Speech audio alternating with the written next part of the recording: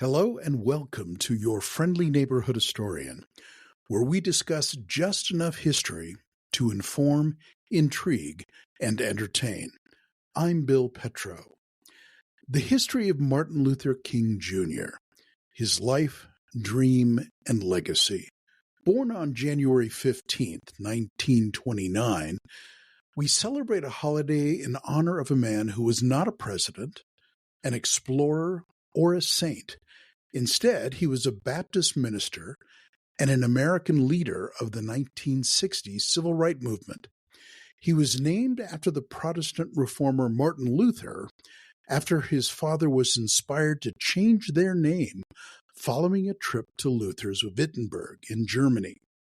Though President Carter awarded him the Presidential Medal of Freedom posthumously in 1997, it was not until 1986 that a day was established as a federal holiday on the birthday of Martin Luther King Jr.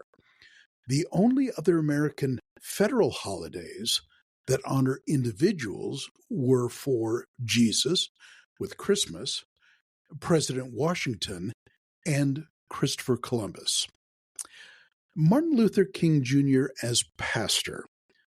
Though King earned a doctorate, he was also an ordained minister, the son, grandson, and great-grandson of Baptist ministers. From his biblical roots came many of the metaphors of his talks, the text of his presentations, and the cadence of his speech. He served as a minister in Alabama in 1954, where afterward he led the boycott against segregation on buses that lasted 382 days. He was arrested, his house was bombed, and he suffered personal abuse during this time.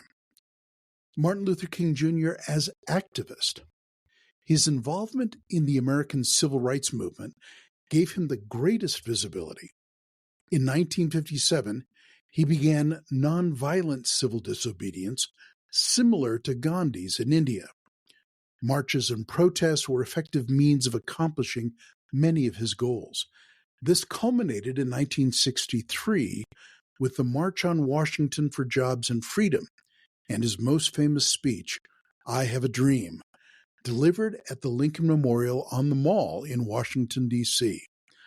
The following year, in 1964, he received the Nobel Peace Prize, the youngest recipient. Though initially successful in the South, King also brought his movement to the North, specifically Chicago, in 1966, out of which grew equal opportunity programs. Martin Luther King Jr. as speaker. In 1967, King delivered a comprehensive statement against the Vietnam War in his speech in New York City's Riverside Church entitled Beyond Vietnam. Many activists and newspapers criticized this, though he argued he was not merging the civil rights and peace movements. Martin Luther King Jr. at the University of California, Berkeley. Even so, he continued to speak out against the Vietnam War. On May 17, 1967, a spring day of 76 degrees, just a month before the Summer of Love in San Francisco, he spoke in Berkeley in Sproul Plaza at the University of California, the school I would later attend. The Interfraternity Council had invited him to speak. While it did not get much press coverage, even the local San Francisco Chronicle only gave it a few paragraphs on page 8. There were over 7,000 people present. It was his last large-scale public address in the Bay Area. Students sat in trees, on roofs and balconies to hear his speech. There were placards encouraging King to run for president the following year with running mate Spock. That's Dr. Benjamin Spock, not Mr. Spock. He told the Berkeley students, "You, in a real sense, have been the conscience of the academic community and our nation." In 1968, King gave a prescient speech called I've Been to the Mountaintop, in which he said about God, "He's allowed me to go up to the mountain, and I've looked over, and I've seen the promised land. I may not get there with you, But I want you to know tonight that we, as a people, will get to the promised land. And I'm so happy tonight. I'm not worried about anything. I'm not fearing any man. Mine eyes have seen the glory of the coming of the Lord. The next day, on April 4th, 1968, King was assassinated while standing on the balcony of his motel in Memphis, Tennessee.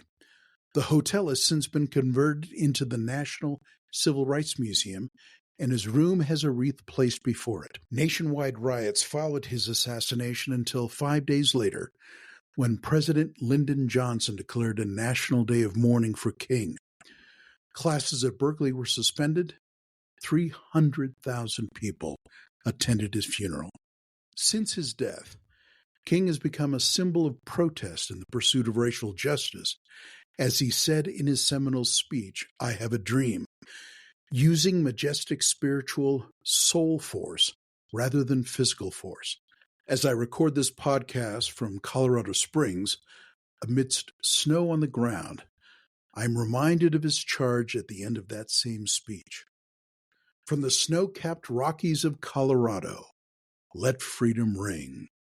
Thanks for listening. I'm Bill Petro, your friendly neighborhood historian. You can find more details on this topic and others on my website at billpetro.com.